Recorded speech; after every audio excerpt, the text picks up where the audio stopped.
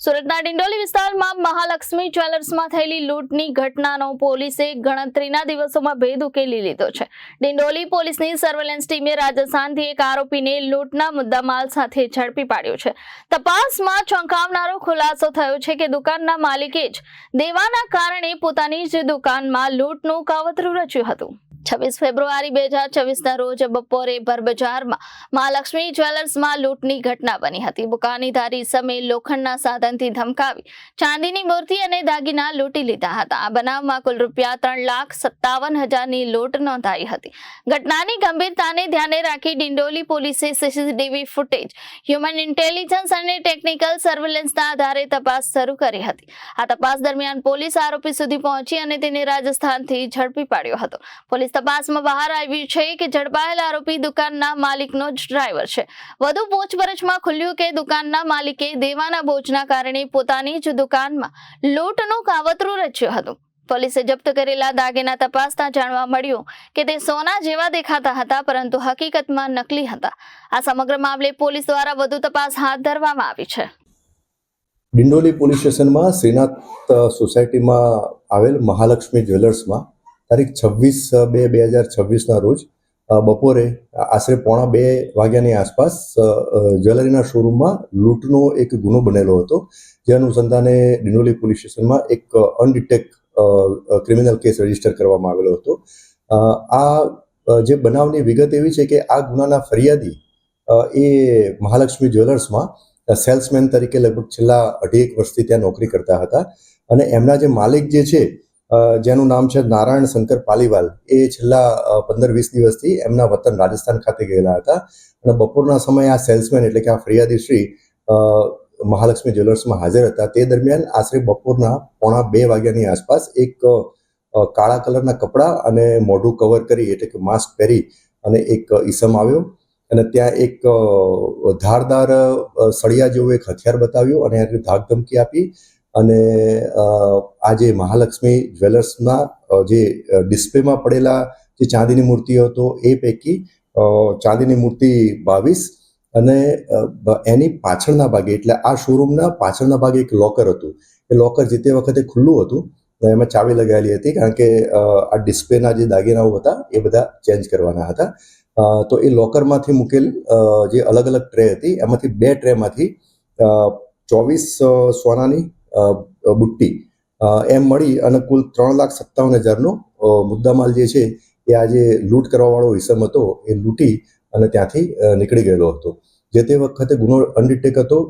ખરા બપોરે એટલે બપોરના સમયે આ બનાવ બનેલો હતો। ભરબજારમાં આ બનાવ બનેલો હતો એટલે ગુનાની ગંભીરતા લઈ અને સુરત ક્રાઇમ બ્રાન્ચની ટીમ અને ડિંડોલી પોલીસ સ્ટેશનની સ્થાનિક પોલીસ સ્ટેશનની ટીમ એકબીજાના સંકલનમાં રહી અને ગુનો ડિટેક્ટ કરવા, આરોપી શોધી કાઢવા અને મુદ્દામાલ રિકવર કરવા માટે અલગ અલગ ટીમો બનાવી અને એમને કામ સોંપણી કરવામાં આવેલી હતી।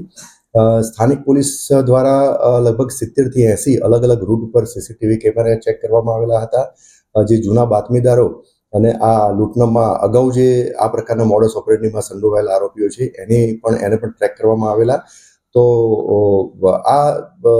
આ દરમિયાન ડિંડોલી પોલીસ સ્ટેશનના ડિસ્ટાફમાં ફરજ બજાવતા પોલીસ સબ ઇન્સ્પેક્ટર શ્રી મસાણીને એમના અંગત બાતમીદારથી બાતમી મળેલી હતી કે આ મહાલક્ષ્મી જ્વેલર્સનો માલિક એટલે કે નારાયણ શંકર પાલીવાલ એને ઘણા સમયથી દેવું થઈ ગયેલું હતું અને એ દેવાના કારણે ઘણા બધા લોકો એના પાસે પૈસાની ઉઘરાણી કરવા આવતા હતા।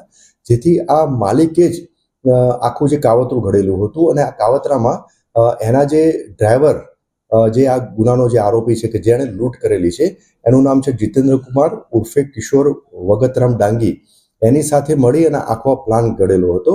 અને આ છેલ્લા 15-20 દિવસથી તો ત્યાં રાજસ્થાન બંને નીકળી ગયેલા હતા। બંને એટલે કે આ જે મહાલક્ષ્મી જ્વેલર્સના માલિક અને એ ડ્રાઈવર એટલે કે જે આરોપી જે છે જે અત્યારે ધરપકડ કરવામાં આવેલી છે એ બંને ત્યાં નીકળી ગયેલા હતા। માલિકે ડ્રાઈવરને તમામ વસ્તુથી અવગત કરાયેલા હતા અને એને મોબાઈલમાં જે મહાલક્ષ્મી જ્વેલર્સમાં જે સીસીટીવી કેમેરા લગાયેલા છે એનાથી આખું એને ગાઈડ કરવામાં આવેલું હતું કે ભાઈ કઈ વસ્તુ ક્યાં મૂકવામાં આવેલી છે, કઈ રીતે તારે જવું, એ રીતનો આખો પ્લાન કરી અને એનો પ્રોપર બ્રીફ કરી અને આને લૂંટ કરવા માટે મોકલેલો હતો। તો આ સ્પેસિફિક બાતમી મળેલી હતી કે આ માલિક અને જે લૂંટ કરવા આવેલો હતો જીતેન્દ્ર કુમાર ભગતરામ ડાંગી, એ બંને રાજસ્થાનમાં એક જગ્યાએ સ્પેસિફિક બીછીવાડાની આસપાસ કોઈ હોટલમાં રોકાયેલા છે. તો આ બાતમી આધારે અહીંથી સ્થાનિક પોલીસ સ્ટેશનની ડિસ્ટાફની ટીમ ત્યાં રવાના થયેલી હતી અને બાતમીદારના સતત સંપર્કમાં લઈ અને એક્ઝેક્ટ લોકેશન મેળવેલું હતું કે કયા હોટલમાં ત્યાં રોકાયેલા છે. ત્યાં હોટલમાંથી હાલમાં જે લૂંટ કરવાવાળો જે આરોપી જે છે જીતેન્દ્ર કુમાર ઉર્ફે કિશોર વગતરામ ડાંગી ત્યાં મળી આવેલ હતો અને તેના વર્ણનના આધારે એને પકડી પાડવામાં આવેલો હતો. એની પ્રાથમિક પૂછપરછ કરવામાં આવેલી હતી તો એને ગુનાની કબૂલાત કરેલી હતી અને એની પાસેથી લૂંટમાં ગયેલો મુદ્દામાલ પણ મળી આવેલો હતો, જેથી સ્થાનિક પોલીસ સ્ટેશનની ટીમ ત્યાંથી લઈ અને ડિંડોલી આવી અને ત્યાંથી એની વિગતવાર પૂછપરછ કરવામાં આવી. વિગતવાર પૂછપરછમાં એણે એવું કબૂલ કર્યું કે એ અને એના માલિક બંને ભેગા મળી અને એકબીજાના મેળાપીપણામાં આ ગુનાને અંજામ આપેલો છે અને ગુનાહિત કાવતરું ઘડેલું છે, જેના ભાગરૂપે જ આ લૂંટનો ગુનો એને કરેલો હતો. જે તે સ્થળેથી થોડા ટાઈમ પહેલા જ આ બીછીવાડા ખાતેથી એનો માલિક ત્યાંથી ફરાર થઈ ગયેલો હતો. હાલ માલિકની શોધખોળ ચાલુ છે, પરંતુ હાલમાં જે લૂંટ કરવાવાળો ઈસમ એટલે કે જીતેન્દ્ર કુમાર ઉર્ફે કિશોર વગતરામ ડાંગી, એની તપાસ દરમિયાન જે પુરાવા એકત્રિત કરવામાં આવેલ છે એ આધારે એની ધરપકડ કરવામાં આવેલ છે અને આ ગુનામાં જે મુદ્દામાલ લૂંટમાં ગયેલો હતો એની પ્રાથમિક ચકાસણી કરવામાં આવી, તેમજ જે અન્ય પૂછપરછમાં અને અન્ય જે પુરાવાઓ મળી આવેલા એના ઉપરથી એ પણ જણાઈ આવેલ છે કે આજે bureau report Janadesh news, Surat.